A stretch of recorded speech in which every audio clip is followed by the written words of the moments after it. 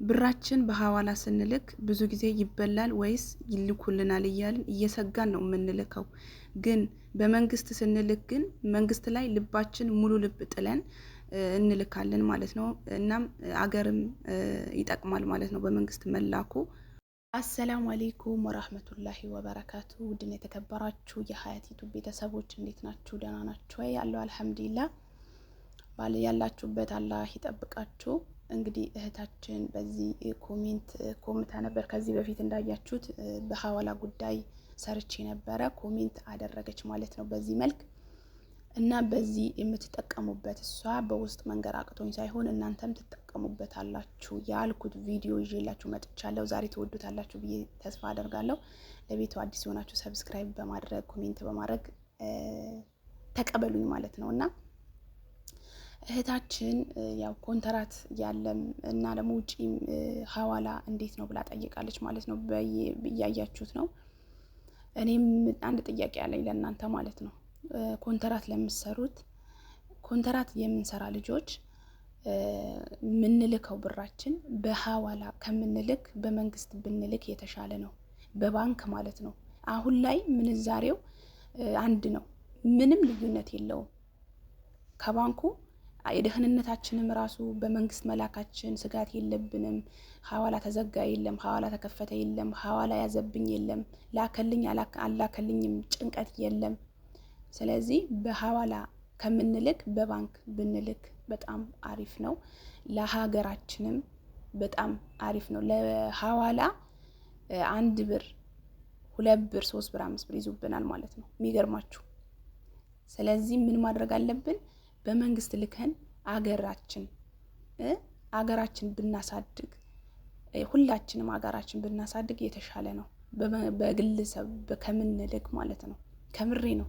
ምክንያቱም ምንም ልዩነት የለውም። አሁን አንድ ጓደኛ የሚገርማችሁ ከዚህ በፊት መንግስት አዋጅ አውጥቶ ነበረ፣ ሁላችንም እናውቃለን።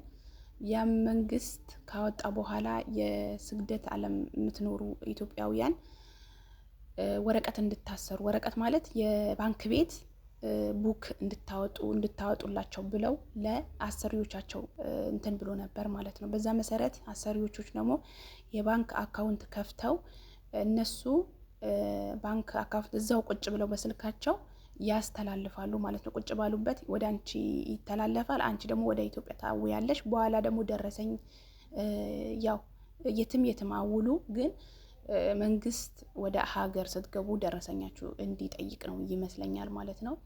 እናንተ ወደ እናንተ ተሐውሎም ባንክ ወረቀት ብትሐውሉ ለእናንተም አሪፍ ነው ብዬ ነው ማስበው። ወደፊት ኮንትራት ያለባችሁ በጣም ህጉ እየጠበቀም ስለሆነ አገራችሁ ላይ ስትገቡ ወረቀታችሁም የላካችሁበት ደረሰኝ የሚባልም ነገር ስለሚመጣ ጥንቃቄ አድርጋችሁ ኮንትራት ያላችሁ በራሳችሁ ብትልኩ እየተሻለ ነው እንጂ በባንክ ብትልኩ የተሻለ ነው እንጂ በሐዋላ ከምር ባትልኩ አሪፍ ነው ብዬ ነው ማስበው። ለ1 ብር ለ2 ብር እያልን ብራችንም እናጣለን። አንድ ጓደኛ እየነገርኳችሁ ነበር፣ ለ3 ወር አካውንቴ ላይ ታገደባቸው። በጣም ብዙዎቹ እንደተያዙ እናውቃለን።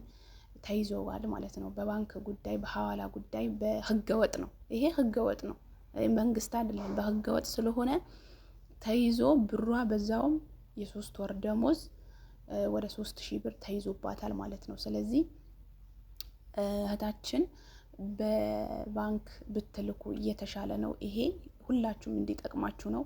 አንዳንዴ ሚዲያ ላይ እውነትም አለው ውሸትም አለው ማለት ነው። ጥንቃቄ እንድታደርጉ። ለ1 ብር ለ2 ብር ስትሉ ሙሉ ገንዘባችሁ ታጣላችሁ ማለት ነው። ስለዚህ በጣም ብዙ አጭበርባሪዎች አሉ፣ በጣም ብዙ ካጂዎች አሉ። ስለዚህ ሐዋላ እንሰራለን እያሉ በሐዋላ ስም እየነገዱ ማለት ነው። ስለዚህ ለነሱ ከምንገብር አገራችንም በመንግስት ብንሐውል መንግስት የተወሰነ ነገር ለሀገራችን ነው ማለት ነው። ገብቷችኋል? ለሀገራችን ለማሳደግ ሀገራችን እንትን ለማለት በመንግስት ብንልክ የተሻለ ነው። ለምን ትበላላችሁ? በጣም ብዙ የተበሉ ልጆች አሉ በሐዋላ ማለት ነው፣ በጣም ብዙ ማለት ነው። ስለዚህ እህቴ መልስሽ የተመለሰልሽ ይመስለኛል። እና ከዚህ በፊት እኔ ቪዲዮ የሰራሁት ጥንቃቄ እንድታደርጉ ተበልቻለሁ እና የሚሉም አሉ። ከዚህም በፊት ደግሞ ያው ልክ አይደለም ብዬ ነው። አንድ ሐዋላ ስትሐውሉ ጠይቁና በሌላ ሐዋላ ጠይቃችሁ አጣርታችሁ ላኩ በሚል ነገር ሐዋላ ሰርቼ ነበረ። እሷ ደግሞ የውጭ እና የኮንትራትና ውጭ ላይ የሚሰሩት ሐዋላ ይለያያል ወይ ምናምን ነገር ብላ ስለጠየቀችኝ በዛ መልስ ነው ቪዲዮ